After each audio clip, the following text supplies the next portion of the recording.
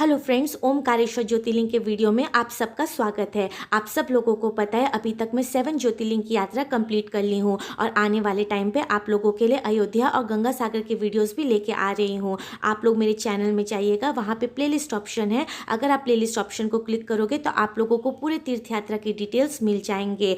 सबसे फर्स्ट मैं नर्मदा नदी के वीडियो इंक्लूड की हूँ क्योंकि जब मैं और मेरी मम्मी फर्स्ट टाइम नर्मदा नदी के दर्शन किए, हम ब्रिज के ऊपर खड़े थे और आप देख सकते हो कि नर्मदा नदी के दर्शन करने से ही आपको एक हेवनली फीलिंग, एक वंडरफुल एक्सपीरियंस मिलेगा और ऐसा लगेगा कि बस आप देखते ही रहो। हम 4 ज्योतिर्लिंग की यात्रा में थे और त्र्यंबकेश्वर के बाद हम ओमकारेश्वर ज्योतिर्लिंग में पहुँचे। अगर आप लोग चाहो तो आप लोग उज्जैन से भी जा सकते हो, लेकिन सबसे फर्स्ट जब आप नर्मदा नदी को देखोगे तो ऐसा लगेगा कि आप बस देखते ही रहो। जैसा कि पुराणों में कहा गया है, जैसा कि शास्त्रों में कहा गया है, सिर्फ दर्शन मात्र से ही आपकी हर मनोकामनाएं पूर्ण होंगी। अगर आप भी ओमकारेश्वर ज्योतिर्लिंग आने का प्लान कर रहे हो तो नर्मदा नदी को अच्छे से देखिएगा और हो सके तो वहां से शिवलिंग लाने की कोशिश जरूर कीजिएगा। सबसे फर्स्ट आप खंडवा जंक्शन पहुंच जाइए। जैसा कि मैंने बताया है, आप उज्जैन से भी जा सकते हो। आपको बस, कार, कैब सब मिलेंगी, इसलिए ट्रैवलिंग के लिए आप लोगों को कोई भी डिफिकल्टीज नहीं होंगी। एक और चीज़ मैं बता दूं, बहुत सारे यूट्यूबर्स लोग डराते हैं कि ओमकारेश्वर ज्योतिर्लिंग जाना बहुत डिफ़िकल्ट होता है, रोड्स बहुत डिफ़िकल्ट है, लेकिन मैं आपको अपना पर्सनल एक्सपीरियंस दे रही हूँ और रियल एक्सपीरियंस ऐसा कुछ नहीं है। मुझे ओमकारेश्वर ज्योतिर्लिंग अब तक का सबसे बेस्ट ज्योतिर्लिंग लगा। वहाँ के रोड्स इतने अच्छे, वहाँ के लोग इतने अच्छे, वहाँ का खाना इतना अच्छा, इवन हमें जो होटल वाले मिले वो भी बहुत अच्छे थे और वो भी हमारे भिलाई एरिया की खूब तारीफ़ कर रहे थे। तो ऑल इन ऑल वहाँ की फैसिलिटी बहुत अच्छी है। इसलिए अगर आप लोग ओमकारेश्वर जाने का प्लान कर रहे हो तो आप लोग अच्छे से जाइए और एक बार नहीं बार बार जाइए, क्योंकि ये अब तक की मेरी सबसे फेवरेट ज्योतिर्लिंग में से एक है। और मैंने अपनी मम्मी को भी कहा, अपने बेस्ट फ्रेंड लोगों को कहा और जिनसे मिलती हूँ मैं सबको कहती हूँ कि मैं ओमकारेश्वर ज्योतिर्लिंग एक बार नहीं, मैं ओमकारेश्वर ज्योतिर्लिंग बार बार आऊँगी, क्योंकि अभी तक का ये मेरा सबसे बेस्टेस्ट एक्सपीरियंस था। और मुझे ओमकारेश्वर ज्योतिर्लिंग, नर्मदा नदी, वहाँ का मंदिर, वहाँ की नक्काशी इतनी पसंद आई, इसलिए इस वीडियो में मैं हर चीज़ इंक्लूड कर रही हूँ। चलिए अब सबसे पहले मैं आप लोगों को मंदिर के दर्शन करवा देती हूँ और मंदिर के बारे में कुछ इंपॉर्टेंट इन्फॉर्मेशन देती हूँ। और फ्रेंड्स, मंदिर का दर्शन करते करते अगर आप लोगों को स्तुति आती है, श्लोक आता है, कोई मंत्र आता है या कोई चालीसा आती है तो आप लोग भी मंदिर का दर्शन करते करते ज़रूर कहिएगा। कुछ नहीं तो ओम नमः शिवाय, हर हर महादेव ज़रूर कहिएगा, जिससे आपकी हर मनोकामनाएं पूर्ण हो। ओमकारेश्वर ज्योतिर्लिंग से रिलेटेड बहुत सारी स्टोरीज हैं। कहते हैं कि राजा मांधाता, राजा विंध्याचल और भगवान कुबेर ने अपने समय में कड़ी तपस्या की और भगवान शिव जी को प्रसन्न किया। शिव जी बहुत प्रसन्न हुए और यहाँ पे विराजमान होने का आशीर्वाद दिया। आप देख सकते हो कि मंदिर के अंदर का एरिया हर पिलर्स में डिज़ाइन बने हुए हैं और अभी भी नक्काशी को संभाल के रखा गया है।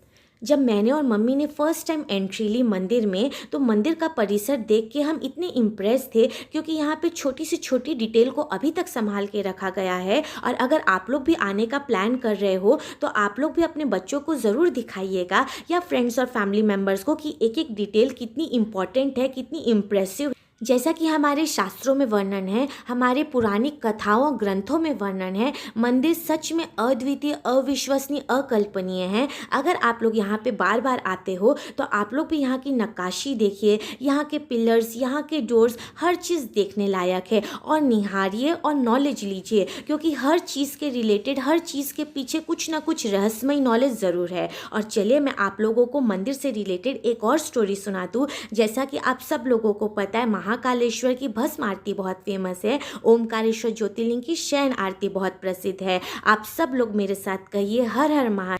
शिव जी और माता पार्वती के दर्शन करने से आपकी ज़िंदगी की हर यात्रा सफल होगी। और जैसा कि तुलसीदास जी ने कहा है, बड़े भाग मानुष तनु पावा। अगर मनुष्य तन हम सबको मिला है तो हम इस तन का सबसे ज़्यादा सफल उपयोग करें और हम ज़्यादा से ज़्यादा पूजा करें, ज़्यादा से ज़्यादा तीर्थ यात्रा करें और भगवान की सेवा करें, जिससे हमारी ज़िंदगी की यात्रा सफल होगी। ओमकारेश्वर ज्योतिर्लिंग मंदिर से रिलेटेड बहुत सारी रहस्यमय और इंटरेस्टिंग स्टोरी है, लेकिन सबसे मेरी फेवरेट फेवरेट स्टोरी मैं आप लोगों के साथ शेयर करना चाहती हूँ। मान्यता यह भी है कि भगवान शिव माता पार्वती के साथ आज भी चौसर खेलते हैं। यही कारण है रात्रि के समय यहाँ पे चौपट बिछाई जाती है और जब सुबह दरवाज़ा खुलता है तो ऐसा लगता है मानो रात में कोई यहाँ पे चौसर खेल के गया हो। और अभी भी यह कहते हैं कि माता पार्वती और शिव भगवान रोज रात में यहाँ पे चौसर खेलने आते हैं। जैसा कि हमारे कृष्ण भगवान अभी भी रासलीला करते हैं, वैसे अभी भी माता पार्वती और शंकर भगवान यहाँ आते हैं।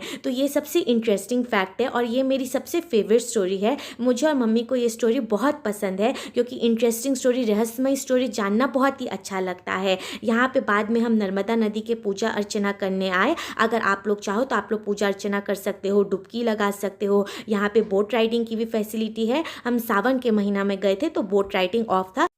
अगर आप लोग अक्टूबर से फरवरी के टाइम आ रहे हो तो आप लोग बोट राइडिंग का भी इंजॉयमेंट ले सकते हो। हम लोगों ने वाराणसी ज्योतिर्लिंग में बोट राइडिंग इंजॉय किया। हम गंगा सागर गए थे तो ऑलमोस्ट 1 आवर तक बोट राइडिंग इंजॉय किए, इसलिए हमने यहाँ पे जाने। नर्मदा नदी के तट पर पूजा करने को अत्यंत शुभ माना जाता है। कहते हैं नर्मदा कावेरी के संगम में अगर आप लोग मन्नत करेंगे तो आपको मनचाहा घर बन सकता है। यहाँ पे अन्नपूर्णा माता का प्राचीन मंदिर है जहाँ पे माता सरस्वती, माता काली विराजमान है। अगर आप लोग चाहो तो ऋण मुक्तेश्वर मंदिर भी जा सकते हो, जहाँ पे चने की दाल का प्रसाद चढ़ाकर आप अपने पूर्व जन्मों के ऋणों से मुक्त हो सकते।